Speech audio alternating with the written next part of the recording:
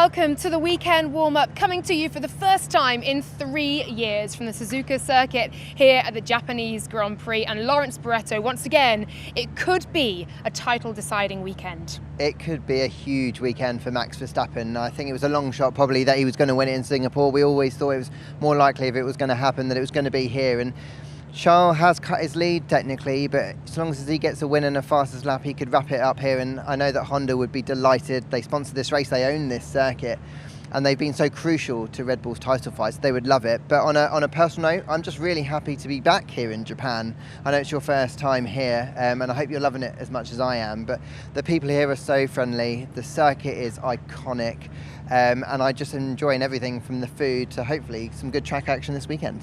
I know, you look at the history of this place. 11 world titles have been decided here. Max Verstappen could be the 12th. It is extraordinary, the weight of history around this place, and for Max Verstappen coming into this weekend as well. Yeah, so just before we started filming this, I'd just been out on the track to film the opener for our pre-race show on Sunday, and it's talking about those kind of events, Prost, Senna, those two collisions. There's been some iconic moments here, and Japan's been very fortunate, but a great setting to have so many important moments in Formula One's history. And of course Max is going to be hoping that he can become the second Red Bull driver to get a second championship here after Vettel did in 2011. And I'm excited to see whether or not the form book plays out and that Red Bull are as strong as on paper they should be around here. Yeah, we'll have to wait and see. Before we do look forward, we must look back. And it is time, Lawrence Barretto, for the 60-second review of the Singapore Grand Prix. And you know what? If you can fit all of the events that happened in Singapore into 60 seconds, well, fair play to you. I owe you a beer. Okay. Have we got a timer on it? Have we got a timer on it?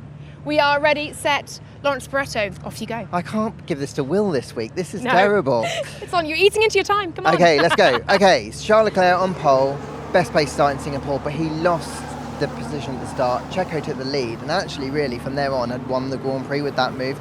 Very difficult start for his teammate Max Verstappen. He suffered anti-stall, dropped back out of the top 10 after a disappointing qualifying where he's furious with his team for running out of fuel. Elsewhere, Carlos Sainz was having a reasonably poor race in terms of performance, couldn't really match Charles Leclerc. There was a safety car when Latifi crashed into Joe. There was another safety car when Tsunoda crashed out. And actually that was around the time that George Russell had been traipsing around on the slick tyres, had no pace whatsoever, and then suddenly did, and that kind of triggered everything else. But the two McLarens had waited, and that meant they kind of got like a free pit stop, and that hauled them up the leaderboard. Two Ferraris on the podium behind Checo, first time since Miami that we've had that. Difficult race for Lewis Hamilton. He probably would not really want to talk about that race. Could have won that race, came in 9th. Gasly came in 10th. There were a few other things that happened. Aston Martin were pretty good. I'm getting the wrap up, so I should probably just stop here. But Lance Stroll, good race for him in P6. Great result for Daniel Ricciardo in P5. I am so impressed. That was very good because it was an eventful race, and as you say, great weekends for McLaren, great weekend for Aston Martin as well, and we'll come on to that very soon. But first of all, the news from this week. We'll come to driver market in just a moment, but the news, of course, regarding the cost cap is that there is no news. We were expecting those certificates of compliance. However, the FIA have released a statement. I'm going to read it out for you word for word. The conclusion of the analysis of the 2021 financial submissions of the F1 teams and the subsequent release of certificates of compliance to the financial regulations will not take place on Wednesday, the 5th of October. Yesterday, it's Thursday today.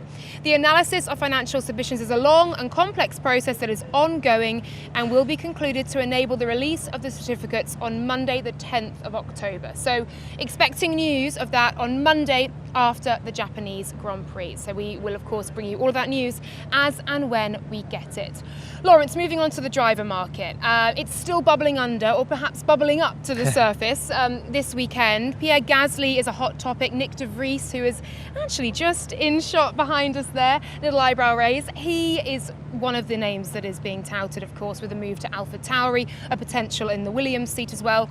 Gasly to Alpine is looking pretty likely now, a very strong candidate for that seat. Yeah, I think it's interesting that we're talking about a driver who's technically contracted to AlphaTauri for next year, but the funny way that the Formula One driver market works is actually he has become available if the right chess pieces move in the right position. And at the moment, it's looking likely that Pierre is going to go to Alpine, a driver that Alpine have wanted for a long time, and they had kind of had their eyes set on trying to get him for 24. He's become available for 23. It's likely that he'll end up at Alpine, and at AlphaTauri, we are suggesting that the favourite is actually Nick de Vries to get that seat and make his full-time Formula One debut after that stunning standing performance at Monza. So a few more pieces to wait. I guess they've got to dot some I's, cross some T's, get all the paperwork sorted, but that is kind of the way that the driving market is heading. And once those things happen, we can kind of see how seats like Haas and Williams will play out. I promise we haven't set it up, by the way, to have Nick de Vries just in the background. That's entirely by chance. But we'll move it along and look ahead, of course, to this weekend and indeed to what we've heard from some of the drivers today. We'll start with Mercedes, and it was the worst team performance for them in Singapore since Baku 2021. A really difficult weekend with George Russell out the points, as you say, gambling early on slicks, it not paying off, contact with Schumacher, and Lewis Hamilton with a weekend to forget as well. It was a tough one for them, wasn't it? It was difficult because I think also that was the weekend that they thought was their best chance of a race win this season, and for it to kind of unravel so dramatically was disappointing. I think there's plenty of positives to take. I had a sit down with Lewis today, and you'll be able to see that on the pre-race show and into Austin as well, where he was actually very philosophical about the whole situation. He knows the team was working really hard and he's not getting down about it. I think at the time he was frustrated because that was a race where he's half a tenth off pole. Really, if he'd got pole or had a better start and kind of run the race early on, he could have been in the mix for podiums. It just didn't quite work out for him. George said today, actually, that he felt that the team maybe took a few too many risks on a weekend where maybe if they had consolidated the pace they'd had, they would have had a stronger team result. But ultimately, if they don't take risks, they're not going to be able to win Grand Prix. So I still think it was the right thing to do. High downforce track here. How do you see Mercedes doing?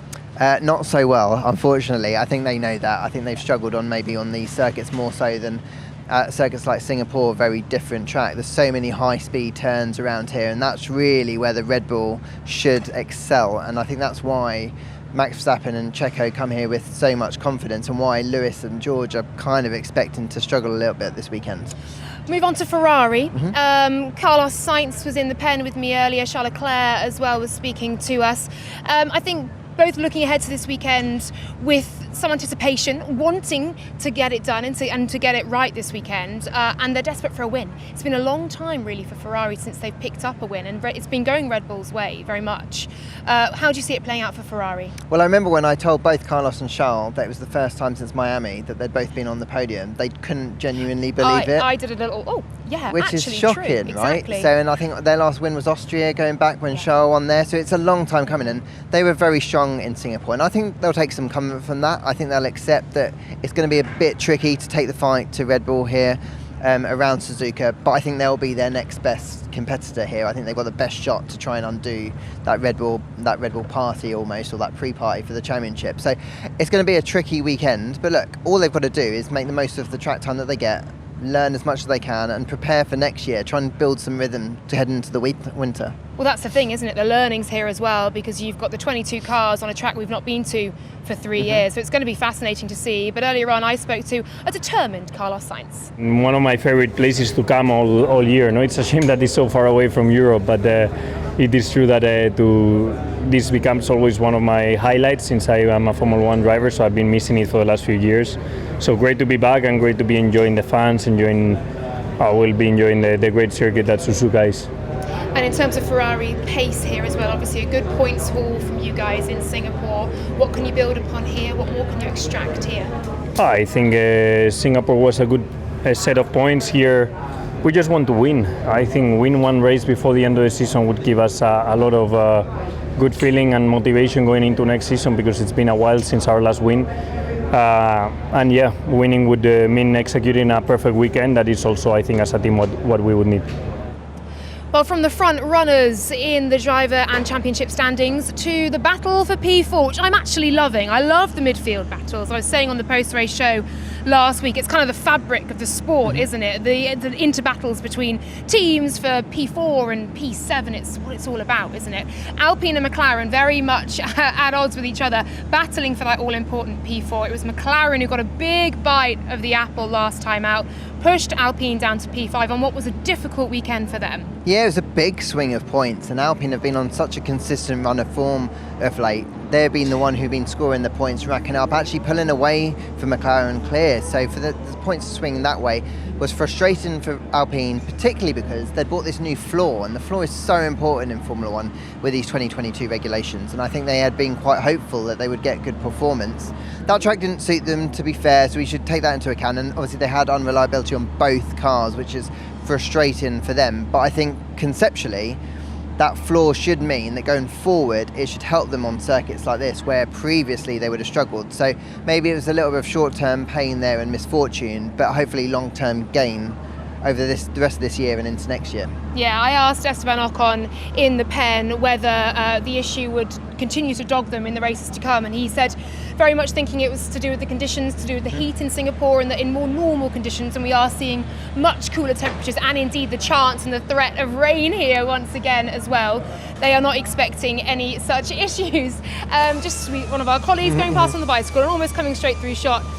We move on, of course, to McLaren, who had a brilliant weekend last time out. They both appeared on the post-race show and were absolutely delighted, very excited, as you can imagine, both saying what a tough and physical weekend it has been, but a P4 and a P5 for McLaren last time out was pretty special, wasn't it? Oh, it was huge on multiple levels, really. I think for Lando, he's been used to kind of punching above the weight of that car this year, but for P4, and actually the only other driver to score a podium this year, I think it just shows how high a level he's driving at the minute. For Daniel, it was a massive result. He just really hasn't had the rub of the green this year, and there was some fortune there, no doubt about it. You know, McLaren, they left it late to pit, they judged it, they took the risk, and it paid off, and Daniel was able to move quite comfortably up the points. He was still going to score points, so it'll be great to see what he can do from this, how much of a launch pad he can use. But the other interesting thing, I think, is they've had a conceptual change. So James Key was at the last race, technical director, and he came specifically to just follow how that update performed over the course of the weekend.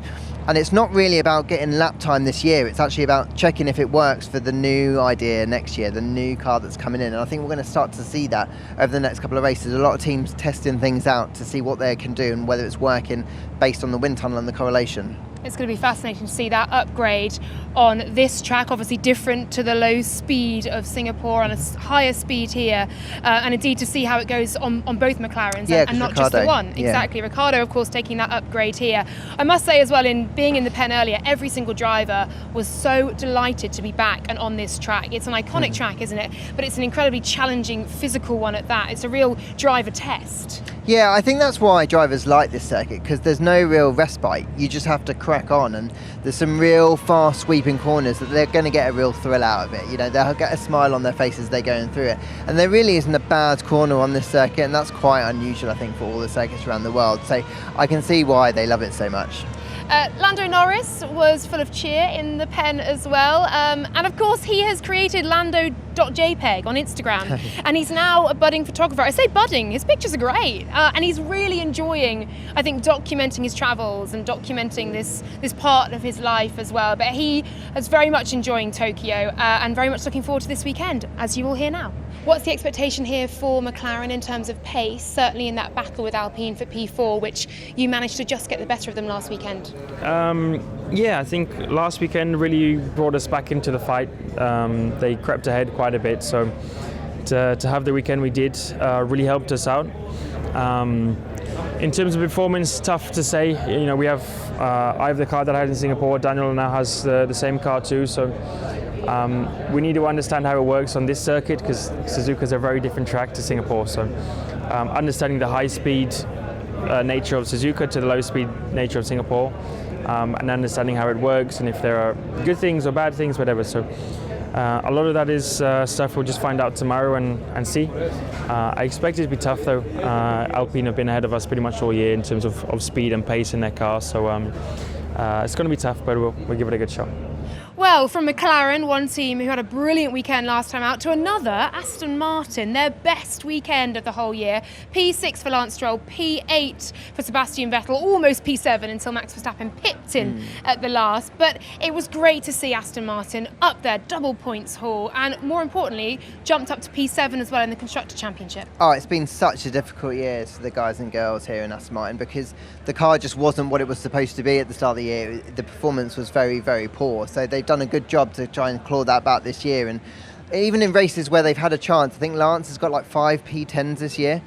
He crept in, and 5 points for 5 good performances isn't really a lot, so it was nice that they got a decent haul on a weekend where others really struggled and they took advantage of it. And I'm pleased for them. I think it's great to see them punching. I think other teams like AlphaTauri and Haas are going to be frustrated now. They've got a real challenge now in the Constructors' Championship in and around that bottom part of the standings. But yeah, it could be an interesting final 5 races. Yeah, P7, P8 and P9 separated by just a handful of points, so it will be really exciting to see how that develops. Lance Stroll telling me earlier in the pen that here they know their car is a little bit slower on the straights. As long as it's not too slow and they're not penalised too much or hampered too much by that lack of speed, then they could go well here. I think there is optimism within the Aston Martin camp. AlphaTauri, a frustrating weekend for them, of course, that crash for Yuki Tsunoda, his home race, no doubt. His face is emblazoned over this circuit, isn't it? It's quite incredible to see, but difficult weekend for them, and Yuki has got some pressure on him here. It's huge pressure. He's been waiting for this home race since he got into Formula One, and I could see how excited he was. Firstly, to get his new contract for the last race, but then to come here and not have to worry about any of that and just focus on enjoying this race and having, I think, 190,000 I saw this weekend attendance. They're all going to be cheering for him. It's so good for Japan to have a Japanese driver up there, and he's been competitive this year, more competitive than last year. He just needs a car really that he can get the most out of. So I'm not quite sure, in all honesty, how well they're going to be able to go this weekend. I think they could have done a better result in Singapore. Gasly was frustrated with how that race result went. So if they can build some momentum from the outright performance, I think they'll be good. And it's such an important race for Honda. More Honda branded on this car and at Red Bull from this race. And going forward, and it'll be interesting actually to see how that partnership evolves. But it's a big race for these guys, and they want to come off strongly.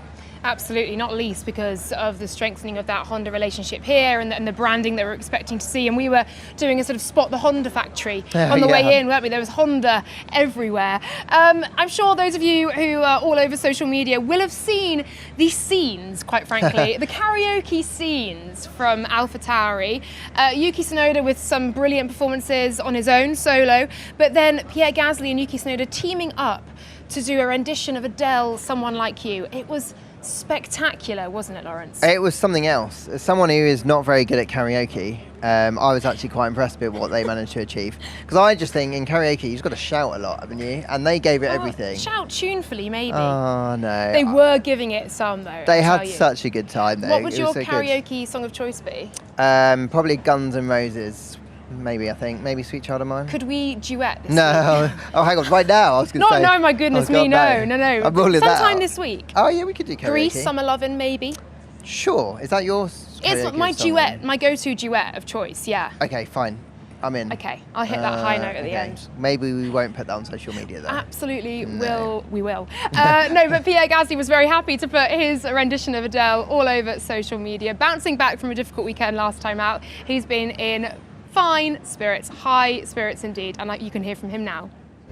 I love this place. It's obviously a very special place to me after I lived here in 2017 in Super Formula before coming in Formula One, and I've been working with Honda for the past 6 years now, and it's a close relationship with them. I'm really happy. I have quite a lot of fans here. Actually, it's a big part of my fan base. And just walking the track this morning, I was impressed how many French flags were around the racetrack. And now it's one of the most difficult, challenging, and technically quite difficult track.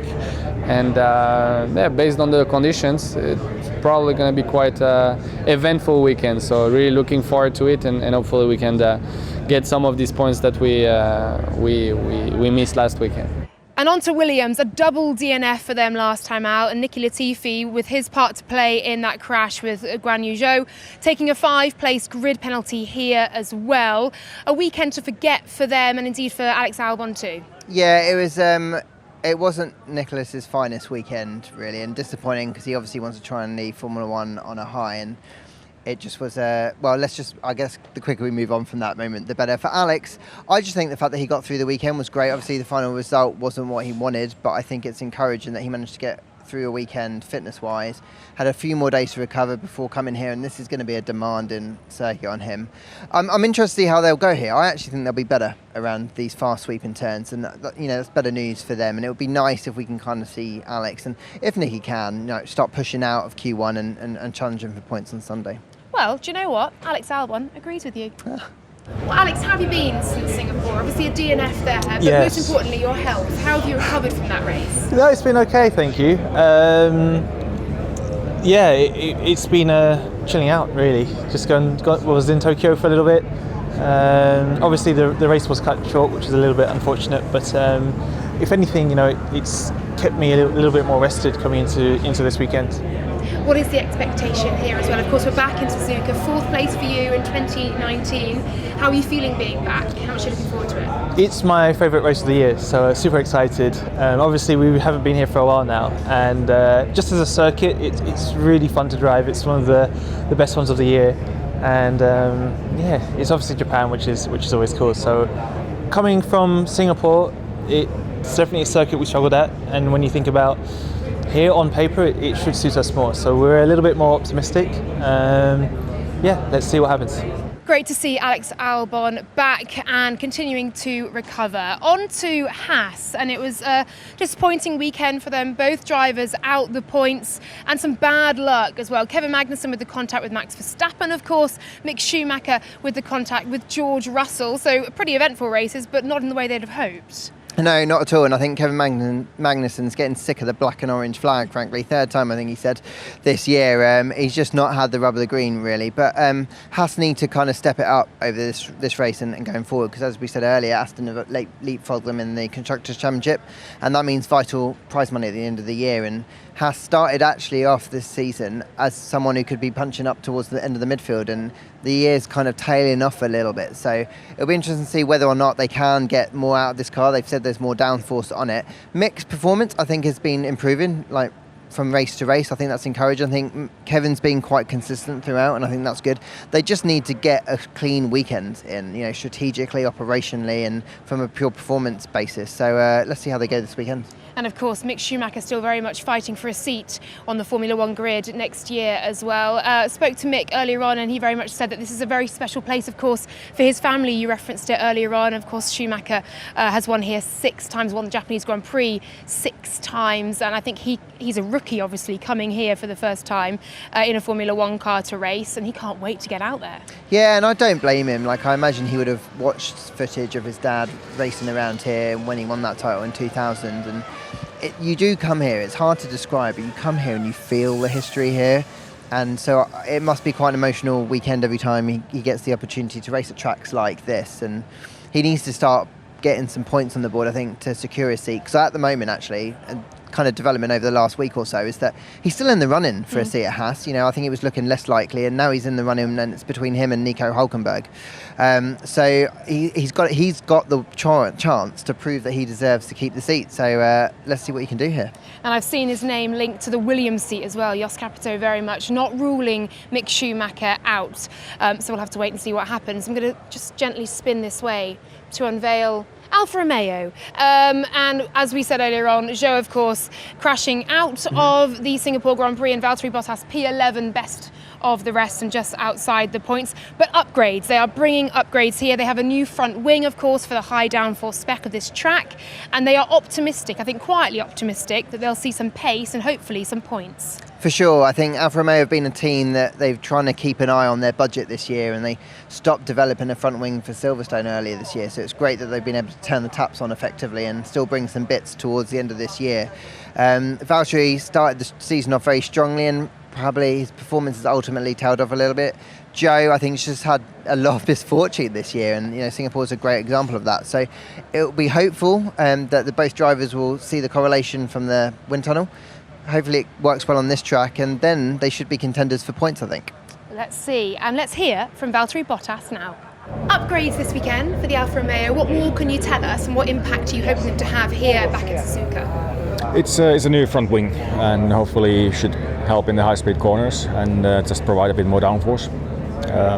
So I really hope it works as expected, as we need it, as it's been a while that we've scored any decent points. So let's see how it feels. The car had pace in Singapore, it just didn't go your way for the race. Obviously you won here in 2019, so it's a place that must have great memories for you. What are the expectations in terms of your package and your pace here? I have high expectations. I really feel like if the if the new bits work as expected, we should be definitely in the fight for some good points. That's I try to be optimistic and think that is possible because I believe it is. But if for some reason the upgrades don't work, then it's more complicated. But no doubt it's going to be really, really close in the midfield again. And last, but by no means least, arguably the biggest news story of the weekend is, of course, that Max Verstappen could be crowned champion for the second time. It's all in his hands as well, regardless of what anyone else finishes. If he wins with the fastest lap, he will be crowned champion. He needs 8 more points than Charles Leclerc and 6 more points than Sergio Perez. And there's a real feeling in the paddock, Lawrence, that it could really happen this weekend. I think so, just based on the fact that the Red Bull should be very good around here, and they should be ultimately locking out the front row and getting a 1-2 on Sunday based on pure performance if you look at the data. But rarely has that happened this year where it's kind of gone to form. But I think that Max would have, when he's probably thinking about it, not that he'll admit this, but I think when he was thinking about it, he was thinking Japan was probably the more likely event. And it would be a lovely place to win it, being Honda's home track and how important Honda have been to the Red Bull programme. So it's looking most likely, but there's weather, unfortunately, there's always weather. What I mean by that is there's unusual weather coming, and rain could come, and let's see what happens there. Yeah, absolutely. Before we hear from Max, who is on the brink of a second world title, we must touch upon Sergio Perez, who of course had, by many accounts, including Christian Horner's, the best drive of his entire career last time out in Singapore to win that one. Quietly from the front, he got the overtake done, as you detailed earlier, and from there, that was it. The race was won, and he just got the job done. I was really impressed with Checo in Singapore because I think he's been given a hard time over the last few races, and he hasn't really known why. He hasn't been able to get the most out of the car in a way that Max has been able to, having started the year so strongly. And he was getting a bit down, and there was a lot of criticism. And in my pen interview with him afterwards, you could see the frustration that had been growing inside him. That people were being critical of him, and it annoyed him because he didn't think that he'd lost anything in him. So it was nice that he got that win there, and he comes here with a ton of confidence. And it's good for Red Bull because they've still got the push for the Constructors' Championship as well. And of course, he's technically in with a shout of the Drivers' Championship. But the reality is it's more likely to be Max. But yeah, great race from Checo. And he'll be the rear gunner that I think that they need here to wrap things up.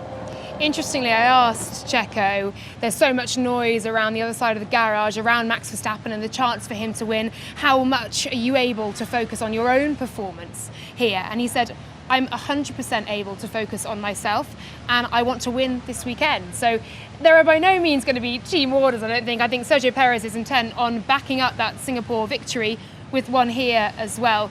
We can now hear, though, from Max Verstappen on what could be a career-defining weekend. The same as always, to be honest. I mean, we just want to have a really good weekend, and we're here, of course, to try and win the race.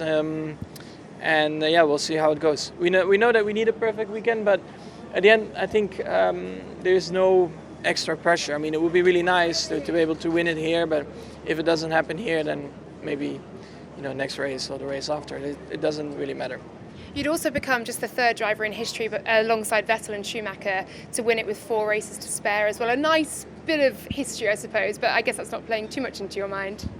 No, I mean, as long as you win it at the end, that's the most important. For me, it doesn't matter if it's 6 races to the end or 1. It really, for me, there has no extra value.